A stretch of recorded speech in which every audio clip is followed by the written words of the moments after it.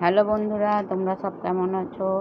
আজকে নিয়ে আমি একটা রেসিপি নিয়ে চলে এসেছি। পটলের চপ।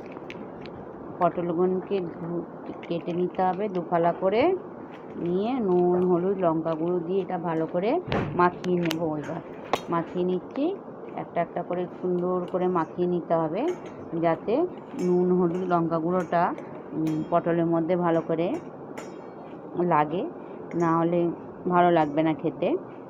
একটা একটা করে মাখিয়ে নিয়েছি। এর মধ্যে আমি এবার কালো জিরে, নুন আর বেসন নিয়ে নিয়েছি। এবার জল দিয়ে বাটারটাকে তৈরি করে ফেলছি।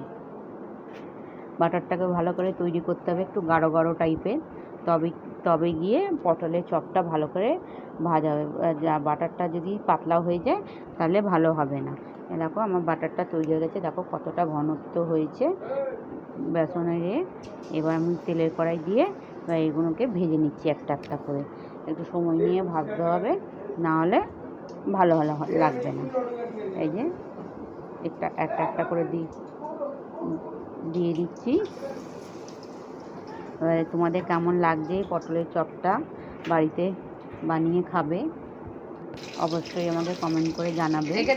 যদি কিছু ভুল করে থাকি সেটাও কমেন্ট করবে, তাহলে আমি সেটা ঠিক করার চেষ্টা করব। আমার একটা ভুল হয়েছে আমি বুঝতে পারছি, যাতে আমার একসাথে অনেকগুলো দেওয়া হয়ে গেছে। 3-4টে করে দিলে অবশ্য ভালো হতো ভাজাটা, মানে একসাথে সব জড়িয়ে গেছে।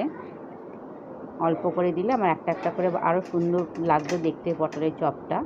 আমার তাড়াহুড়োতে মানে সবগুলো আটকে গেছে পটলের চপটা। তো তোমাদের কেমন লাগছে পটলের চপটা আমাকে অবশ্যই কমেন্ট করে জানাবে। সবাইকে টাটা, ধন্যবাদ।